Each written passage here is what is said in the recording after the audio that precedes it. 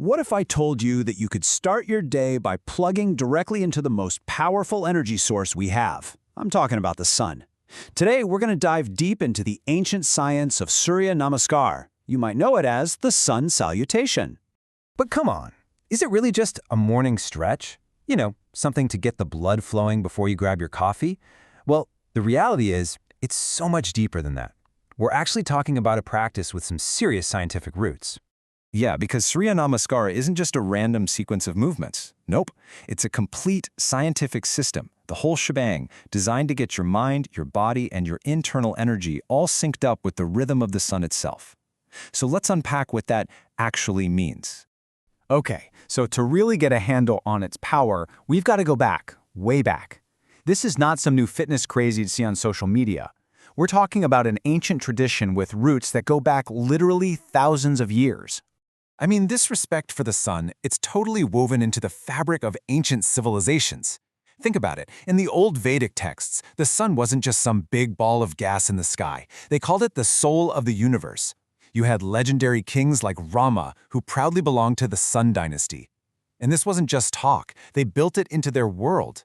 We're talking about massive sun temples in India, and even the pyramids in Egypt, all designed to harness that incredible solar power. Okay, so that's all super fascinating, ancient history, right? But how does all that sun worship translate into something that can actually help us today?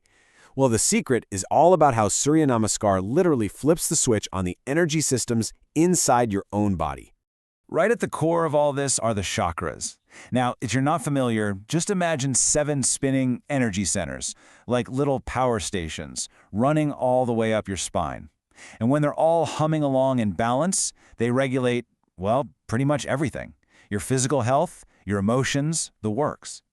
Think of Surya Namaskar as the master key that unlocks and tunes up every single one of these energy centers.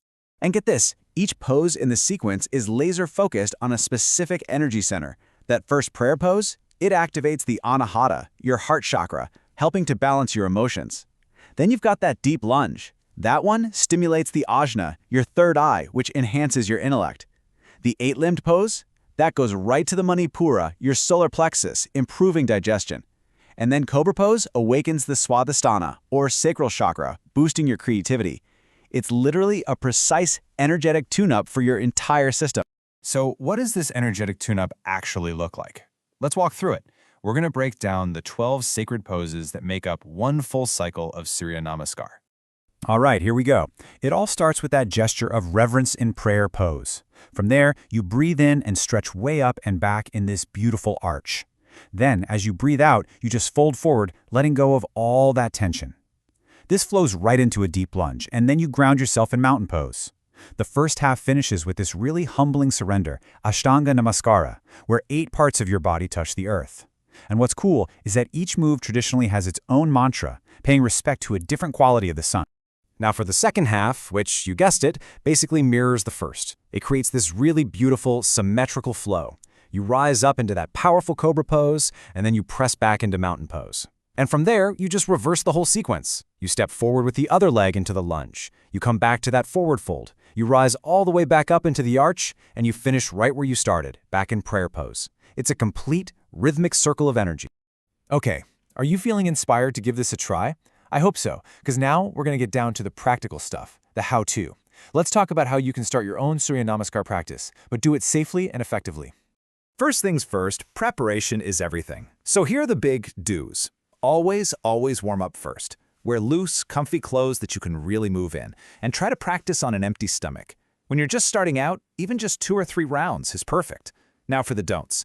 Don't practice right after a big meal, and definitely don't do it if you're sick or injured. And the biggest one of all, listen to your body. Never, ever push through sharp pain. So when's the best time to do this? Well, traditionally, sunrise is the absolute ideal time. That's when you can really soak up the sun's most beneficial energy. But hey, if you're not a morning person, no worries. An evening practice at sunset is also amazing. It can really help you unwind from the day. Honestly, the most important thing is just being consistent. Okay, this next part is super important, so don't skip it. After you've built up all that amazing energy, you have to give your body a chance to absorb it all. Just lying down in Shavasana or corpse pose for a few minutes lets your whole system integrate the benefits and find this deep state of balance. Seriously, think of it as the final crucial piece of the puzzle. So what's the big payoff? What actually happens when you make Surya Namaskar a regular part of your life? Well, this is where the practice shows its true colors.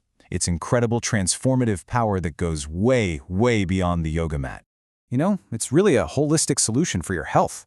On an energetic level, it balances your body's energy channels, which can help you fight off stress, anxiety, and depression. And physically, the list is long. It can help with stuff like indigestion, back pain, even asthma. For women, it can help regulate menstrual cycles. It's even known to improve your skin, giving you this natural, healthy glow. Just imagine that, feeling more centered, more energized, and just radiant every single day. Now, we said to start small, and that's absolutely the way to go. But, you know, the traditional aspirational number in a really dedicated practice is 108. Yep, 108. In many Eastern traditions, that's a sacred number that represents the wholeness of existence. Doing 108 rounds isn't just about physical endurance. It's a deep, moving meditation that shows you just how profound this practice can be. So, at the end of the day, Surya Namaskar is so much more than a workout. It's an invitation. An invitation to connect with that incredible powerhouse in our sky, and to start reflecting that same light and energy in your own life. Really, the only question left is, are you ready to awaken your inner sun?